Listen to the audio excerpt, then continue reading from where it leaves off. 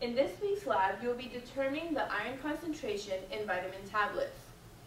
First, you'll dissolve the iron in acid, which will then oxidize the iron to Fe3+.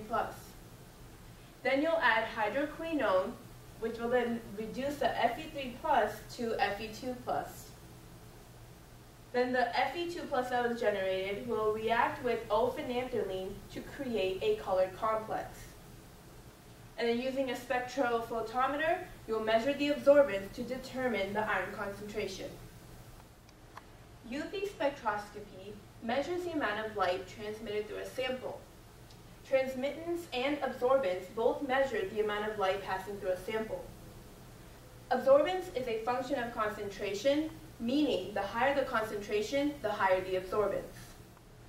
So there's two main calculations that you'll have to do in this lab, and the first one involves Beer's law. Beer's law is capital A, which is absorbance, equal to lowercase a, which is the proportionality constant, which involves the units of liters over centimeters times mole. In your lab packets, this is also labeled as epsilon, and they also call it the molar absorptivity.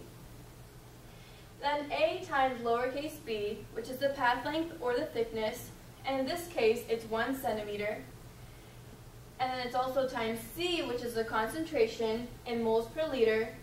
And then you have plus I, which is the y-intercept. But in this case, if you have your line passing through the origin, you can ignore I. Now, once you form your graph of absorbance versus concentration, you'll notice that your slope is equal to your molar absorptivity times the path length. But once again, the path length is equal to 1 centimeter, so you can just cross that out and you'll see that your slope is equal to the molar absorptivity. And that's already your one calculation. Now the second calculation involves the equation absorbance equals M times the iron 3 concentration plus B. This is similar to the equation y equals mx plus b, and you can find the slope and the y-intercept again with your absorbance versus concentration graph. You can also find y, which is your absorbance, from the spectrophotometer readings from your standard solutions. Once you plug in all of those numbers, you can solve for your iron 3 concentrations. In this week's lab, you'll be using these chemical reagents: 1% hydroquinone, sodium citrate, O-phenanthroline, standard iron, and 6 molar HCl. You'll also be using the iron tablets and the litmus paper. Since you have a lot of reagents, please make sure to read the labels, and also wear your gloves and your goggles. Place one of the iron tablets in a beaker and boil gently with hydrochloric acid for about 15 minutes.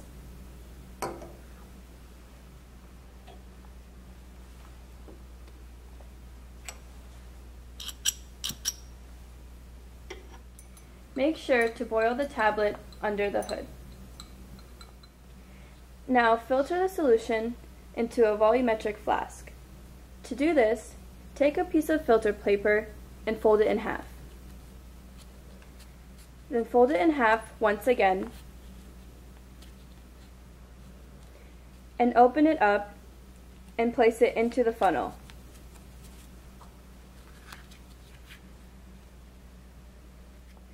Once you've done that, place the funnel into the volumetric flask and then pour the solution directly into the flask. Allow the solution to completely filter through before adding more until all of the solution is completely done. Rinse the beaker and wash the filter several times with small portions of water. Allow the solution to cool. Dilute the solution to the 100 milliliter mark. Dilute 5 milliliters of the solution produced in step 1 to 100 milliliters total volume in a fresh volumetric flask. To do this, take 5 milliliters of the stock solution and put it into a 100 milliliter volumetric flask and dilute it to the 100 milliliter mark with distilled water.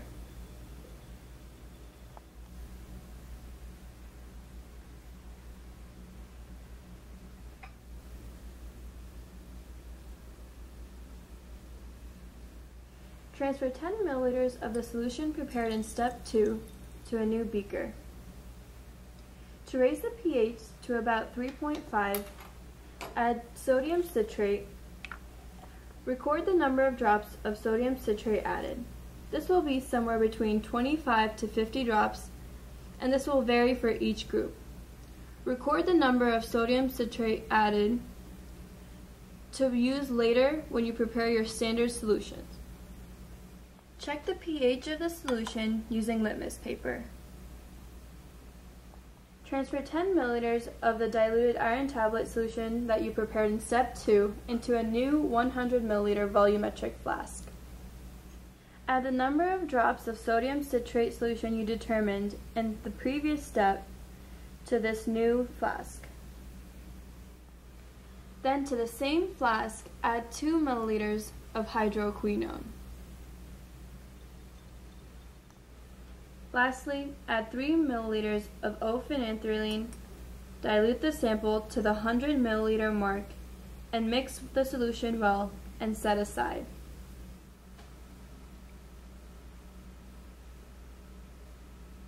Pipette 10 milliliters of the standard iron solution into a beaker and measure the pH.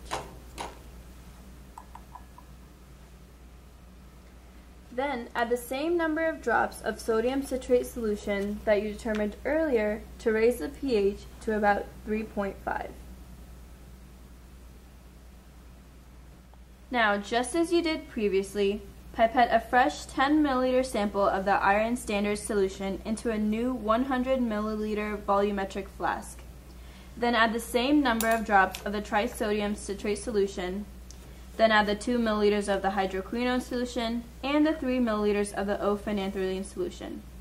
Again, dilute to the 100 milliliter mark with water and mix the solution well. Prepare 3 more standard solutions using 5, 2, and 1 milliliter of this iron standard solution, and also prepare a blank that contains no iron. Make sure to label all of your volumetric flasks. Once you've prepared all of your solutions, your instructor will show you how to use their spectrophotometer to measure the absorbances of your solutions. So now, just to conclude the iron tablet lab, the 3 main things that you'll have to do are, number 1, you'll have to make a graph of the absorbance versus the concentrations, and this will help you determine the slope, which you'll have to use to determine the molar absorbativity, and you'll also have to do this to determine the iron concentrations, and also you'll have to determine the absorbances to determine the iron concentrations. Once you do this, you'll pretty much be set for the lab. So again, get ready for that readiness test and read your lab packets.